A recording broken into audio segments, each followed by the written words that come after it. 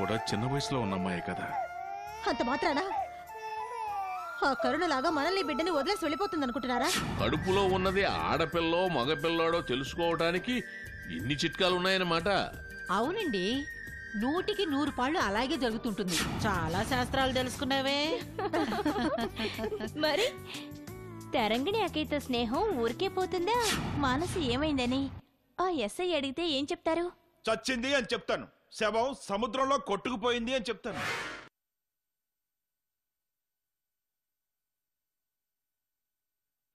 ముద్దకృష్ణ, మద్రాసు ఎందుకెళ్ళావు? మానసని మద్రాసులో ఎక్కడ పెట్టావు? నిజంగానే ఆయన జెన్నిఫర్ని కలవడానికి వెళ్ళారండి. అక్కడికి వెళ్ళాక ఏం జరిగిందో తెలియడం లేదు. చెప్పారుగా అక్క, సన్మానం చేశారని. నీకక్కడ సన్మానం జరగలేదని నీ కళ్ళ ముందే రుజువు చేశాను.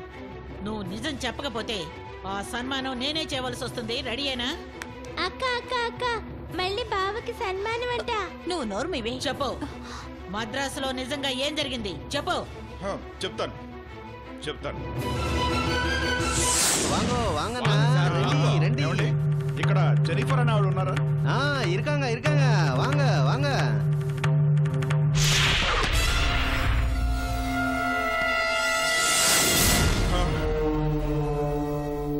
అది మేడం జరిగింది. మరి సన్మానం అని ఎందుకు అబద్ధం చెప్పావు? పెళ్ళా ముందు నిజం చెప్పలేక ఏదేదో నోటికి వచ్చినట్టు వాగాను. సరిగ్గా అదే సమయానికి నా కర్మగాలి మీరొచ్చారు. మరి మానస విషయం? మానస మానస మేడం, నాకు కొంచెం టైం కావాలి. టైం కావాలంటే 2 days, అమ్మో 4 days? అయ్య బాబోయ్, కనీసం నాకు వారం 10 రోజులు టైం కావాలి. అదేం కుదరదు. కరెక్ట్గా వారం ఇస్తాను. మళ్ళీ శుక్రవారానికి నేను వస్తాను. మానసును చూపించాలి, లేకపోతే నా సంగతి తెలుసు తెలుసు.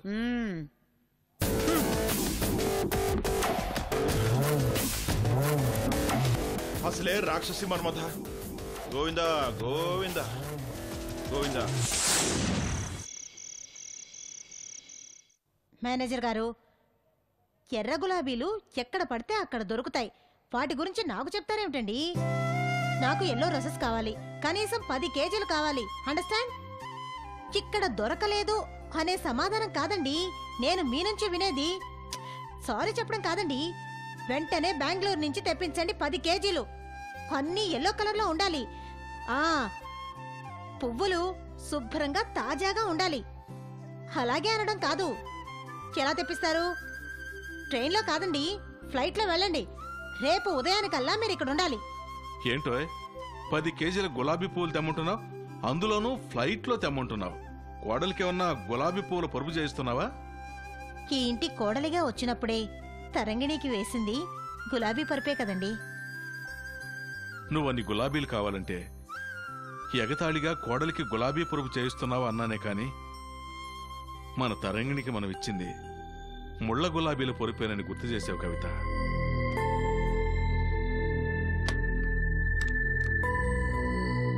క్షమించండి, ఎంతగా మర్చిపోతామన్నా తరంగిణికి జరిగిన అన్యాయం గుర్తుకొచ్చి అలా అన్నాను. ఏమండి, ఎల్లో రోజెస్తో లేహ్యం చేయించి కోడలికి తినిపిస్తే పుట్టబోయే బిడ్డ బంగారు రంగులో పుడతాడటండి. ఎల్లుండి నెల పొడుపు. ఆ రోజున లేహ్యం తయారు చేసిస్తానని మన ఆయుర్వేద డాక్టర్ గారు చెప్పారు. అందుకే అర్జెంటుగా పూల కోసం కంగారు పడుతున్నాను. కవిత, కోడలి మీద నీకున్న అభిమానం చూస్తుంటే నాకు ముచ్చటేస్తోంది. కాలు కింద పెట్టనీయకుండా తరంగిణిని చూసుకుంటున్నావు, సంతోషం. కానీ చూసేవాళ్ళకి ఈర్ష్య కలిగేలా వాళ్ళ ముందు కోడల్ని అంతగా చూడకు. అదేమిటండి? అవును కవిత, ఏ కళ్ళు ఎలాంటివో చెప్పలేం. తరంగిణికి దిష్టి తగులుతుందేమోనని భయంగా ఉంది. నాకు అనుమానం ఉందండి, కానీ కడుపుతో ఉన్న పిల్లని ఎప్పుడూ సంతోషంగా ఉండేలా చూసుకుంటారో. తరంగిణి విషయంలో నేను కొంచెం ఎక్కువగా ప్రవర్తించడంలో నా ఉద్దేశం వేరండి. ఏమిటది? అనుక్షణం తన భర్త చనిపోతాడన్న నిజం తరంగిణి గుండెల్ని తొలిచేస్తుంటే ఆ ఘోరాన్ని కనీసం కొన్ని క్షణాలైనా మర్చిపోయేలా చేద్దామని కాస్త అతిగా ప్రవర్తిస్తున్నానండి. ఇందులో స్వార్థమూ ఉందండి. కడుపుతో ఉన్న పిల్ల సంతోషంగా ఆరోగ్యంగా ఉంటే పుట్టబోయే మన వారసుడు ఆరోగ్యంగా ఉంటాడనే ఆశండి. అమ్మా అమ్మా అబ్బాయి పిలుస్తున్నాడండి. ఉమ్, వస్తున్నాను బాబు. అమ్మా నానా, మా మ్యారేజ్ యానివర్సరీ గురించి తరంగిణితో చర్చించి బ్రహ్మాండంగా ప్లాన్ చేద్దామని వెళితే మీ కోడలు ఏముందో తెలుసా? ఏమందరా? మన మ్యారేజ్ యానివర్సరీ అసలు ఎందుకండి, అవి చాలా సార్లు వస్తాయి, మీ నాన్నగారి షష్ఠి పూర్తి ఎప్పుడు అని అడిగింది. నా షష్టి పూర్తా?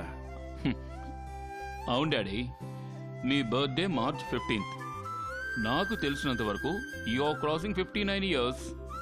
అంటే వచ్చే మార్చి కల్లా మీకు 60 సంవత్సరాలు. ఆమె రైట్?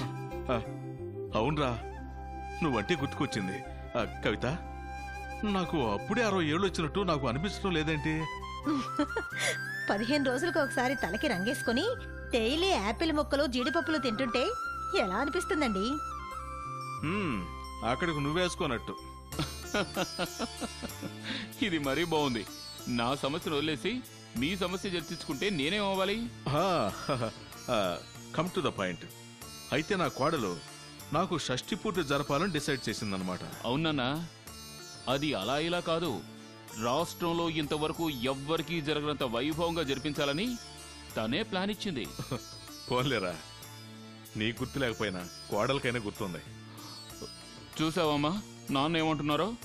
ఆయన అంతేలేరా, నేనున్నానుగా నీ పార్టీ. అసలు ఏం చేయాలనుకుంటున్నారో చెప్పరా? అమ్మా, మళ్ళీ మీ ఇద్దరికి ఘనంగా పెళ్లి చేయటం, వేద మంత్రాలతో, భాజా భజంత్రులతో, బంధువులతో, స్నేహితులతో అందరి సమక్షంలో పెద్ద ఫంక్షన్ హాల్లో ఆర్భాటంగా చేయాలి.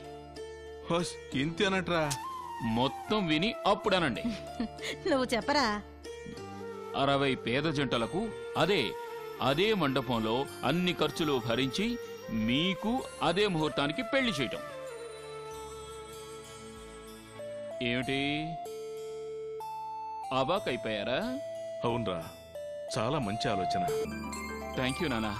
ప్రతి జంటకి మంగళసూత్రాలతో పాటు మధుపర్కాల్ని మనం అరేంజ్ చేయాలి. అలా చేరా బాబు.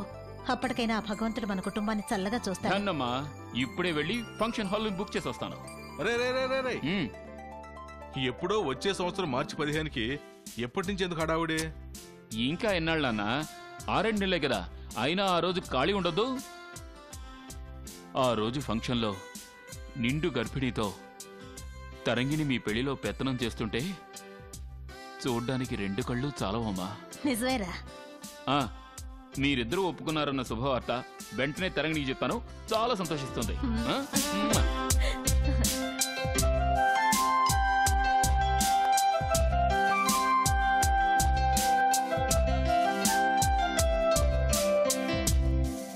ఏమండి, నిజంగానే మన షష్ఠి పూర్తి అంత ఘనంగా జరిపిస్తారండి అబ్బాయి కోడలు? పిచ్చిదానా, మార్చి నెల ఇంకా 7 నెలలుందే. అప్పటిదాకా అబ్బాయి. ఏమండి, అవునండి, ఆ సంగతే మర్చిపోయాను. అనుకున్నవన్నీ జరిగితే మనిషి దేవుణ్ణి జయిస్తాడే. మనం మనుషులు బాధనైనా సుఖాన్నైనా తట్టుకోవటం వరకే మన బాధ్యత. మనకి షష్ఠి పూర్తి యోగం లేనట్టే కదండి?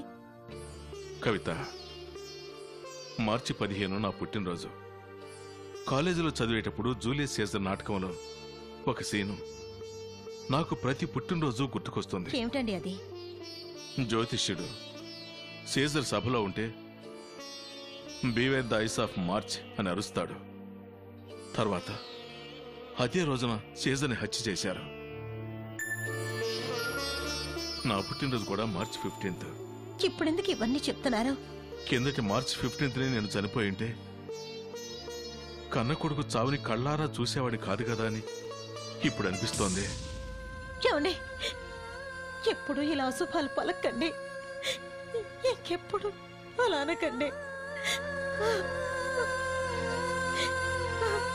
కవిత, నా చావు గురించి అన్నందుకే నువ్వు ఇంతగా బాధపడుతున్నావు. తరంగిణికి తన భర్త చావు గురించి తెలిస్తే ఇంకెంత బాధపడుతుందో. అయినా పాపం ఆ పిల్ల మన షష్ఠి పూర్తి జరిపించాలన్న ఆశను చూసావా? ఏమోనండి, భగవంతుడు కనీసం అప్పటిదాకానన్నా మన అబ్బాయిని క్షేమంగా ఉంచితే.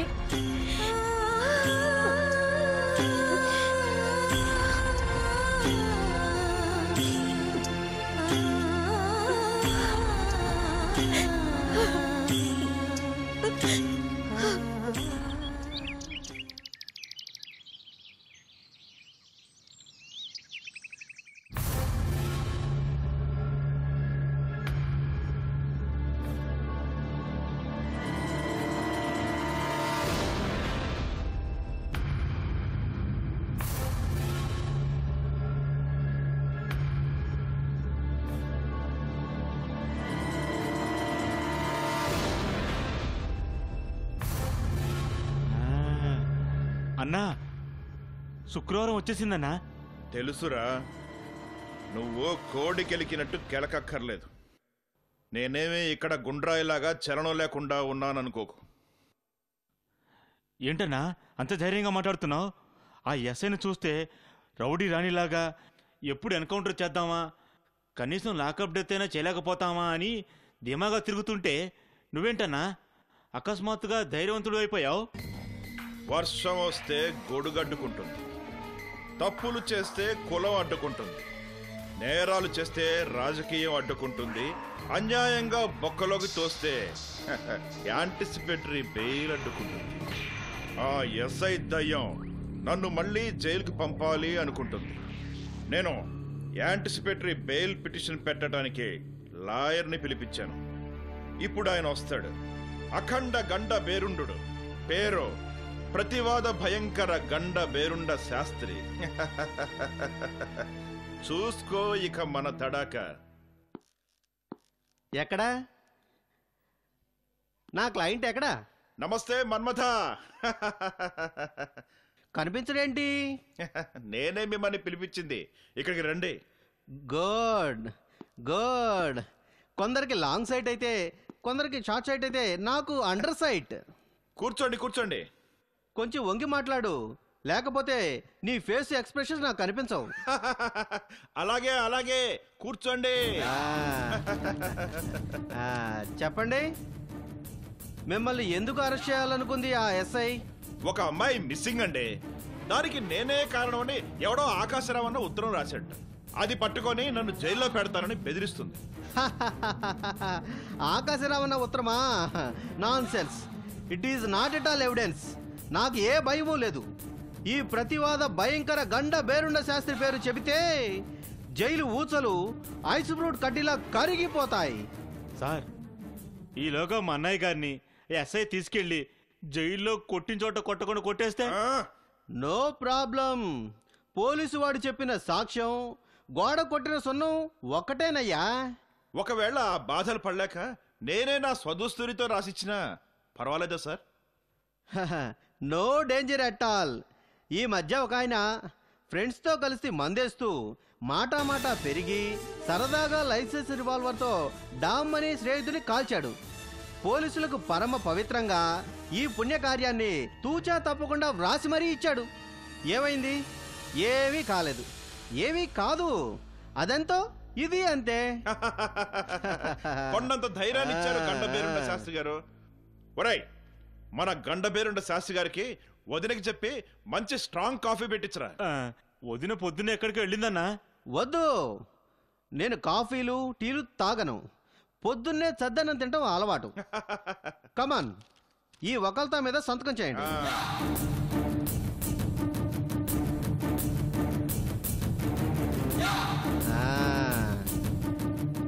Now come to the point.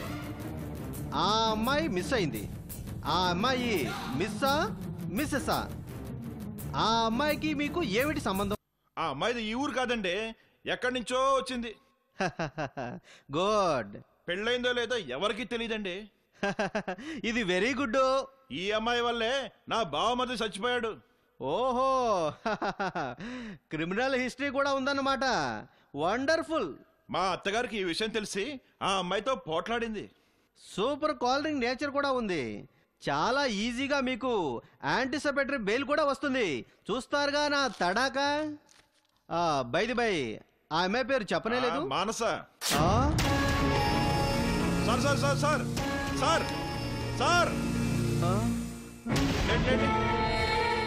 Manas అంటే మహిళా ఉద్యోగం నడిపింది, మిమ్మల్ని జైలుకి పంపింది ఆవిడేనా సార్? అవునండి. ఆవిడ మిస్ అయిందా? ఆ కేసా బాబు? అవునండి. ఇది చాలా స్ట్రైట్ కేసు. మీకు చస్తే యాంటిసిపేటరీ బెయిల్ రాదు. That's all. సార్ అయ్యో.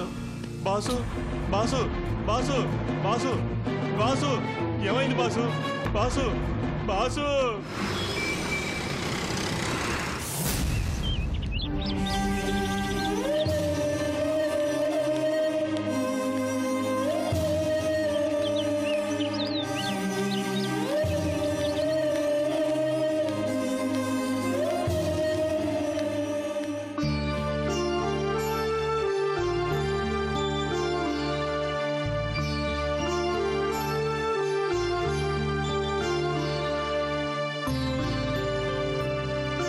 అమ్మగారు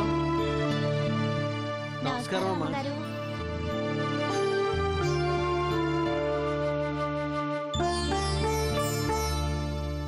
నర్సయ్య, నీ కోడలు కదూ? అవునమ్మా.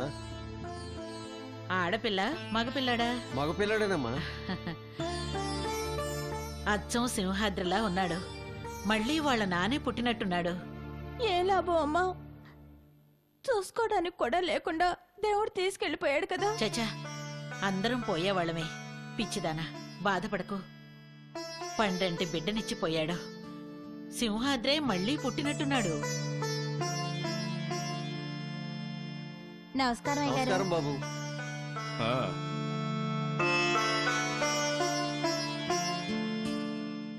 ఏ నరసింహ, బాగున్నావా? నువ్వు వస్తే చాలు కదరా, కోడలు ఎందుకు తీసుకొచ్చావు? పాపం బాలెంత కదరా. అయ్యా, నా మనవణ్ణి మీ పాదాల దగ్గర పెట్టి మీ దీవెని తీసుకోవాలని వచ్చానయ్యా. వద్దురా, పసిబిడ్డని కాళ్ళ దగ్గర పెడతానంటావేంటి? మీ కాళ్ళ దగ్గర బతుకుతున్నామయ్యా, మీ దీవెనలు కావాలి. పెట్టమ్మా.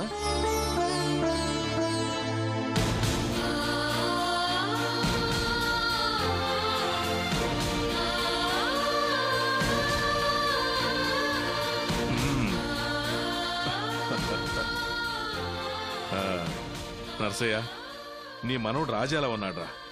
సంతోషం అయ్యా. వీడికి ఊడిగించేసే కర్మ పట్టలేదురా. ఎంతవరకు చదువుకుంటాడో అంతవరకు చదివిస్తాను. దానికయ్యే ఖర్చంతా నేను భరిస్తాను.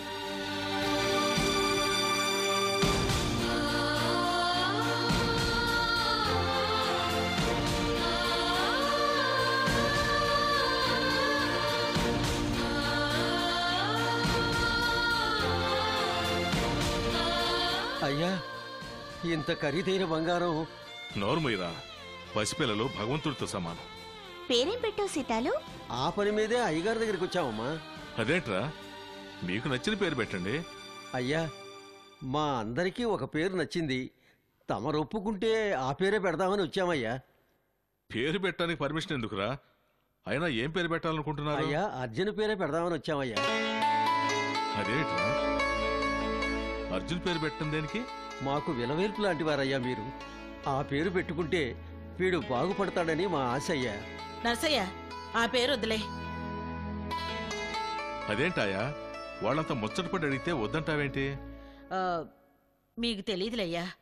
నర్సయ్య, ఇంకేదన్నా పేరు పెట్టు. ఆయా, దిస్ ఇస్ టూ మచ్. అక్కడికి ఏదో ఆ పేరు ఈ ప్రపంచంలో నా కొడుకు ఒక్కడికే కాపీ రైట్ ఉన్నట్టు మాట్లాడతావేంటి? పుట్టిన పిల్లలకు పెద్దవాళ్ళు పేరు పెడతావా? అందుకే అలా అన్నాను. ఇది చాలా చిన్న విషయం. బ్రతికుండగా పేరు పెట్టకూడదా?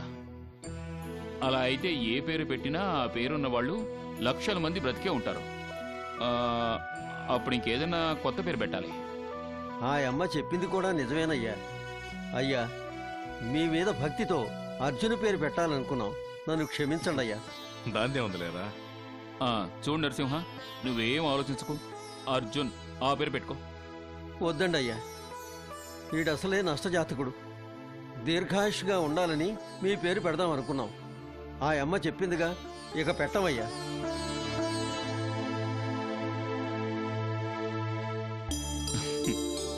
What a foolish sentiment Tarangini. Sentiments అన్నాక గౌరవించాలే గాని ఫోలిష్ అనకూడదండి. Okay okay. సీతాలు, మళ్ళీ అడుగుతున్నాను, నువ్వేమీ అనుకోవద్దు. బిడ్డను పెంచాలంటే నీకు ఆసరా కావాలి. నువ్వు అంగీకరిస్తే మంచి సంబంధం చూసి పెళ్లి చేస్తాం, నువ్వు చేసుకో. వద్దయ్యా, అట్లాంటి మాటలు మీరు అనొద్దు, మేం వినొద్దు. అవునే సీతాలు, అబ్బాయి గారు ఆనాడే ఈ మాట అంటే నాకేదోలా అనిపించింది. కాలం మారిపోయింది. నేనా ముసలవాణ్ణి, ఎంతకాలం బతుకుతానో నాకే తెలియదు. వాణ్ణి సాకాలంటే ఎవరో ఒకరు తోడు కావాలిగా. అవును సీతాలు, అన్ని రోజులు మనవి కావు. అంతగా బిడ్డ నీకు అభ్యంతరం అనుకుంటే మంచిగా పెరిగే మార్గం నేను చూస్తాను. అవును సీతాలు, నీకింకా 20 సంవత్సరాలు దాటలేదు. ఇంకా 50 సంవత్సరాల జీవితాన్ని ఎలా గడుపుతావు చెప్పు.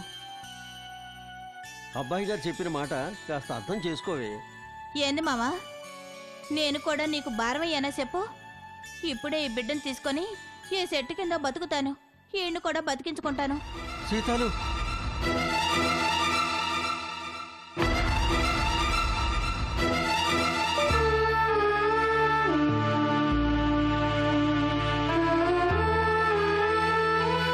పెళ్ళైన ఆడది భర్త పోయాక బ్రతుకు తెరువు కోసం ఇంకొకరిని కట్టుకున్నా ఆ సంసారం సాగదు. చాలా థ్యాంక్స్ అండి. నేను చెప్పలేనిది మీరు ఒక్క చూపుతో అర్థం చేసుకున్నారు. ఒకవేళ అర్జున్కి తను చనిపోతానన్న విషయం తెలిస్తే తరంగిణ్ణి మళ్ళీ పెళ్లి చేసుకోమని బలవంతం చేస్తాడేమోనని అనుమానంగా ఉంది. అలా అంటాడంటారా? నవతోడు కోసం సలసలా మరిగిపోతోంది. కాస్త ట్రై చేశావంటే ఆ ఆదిత్య ఆస్తంతా నొక్కేయొచ్చు.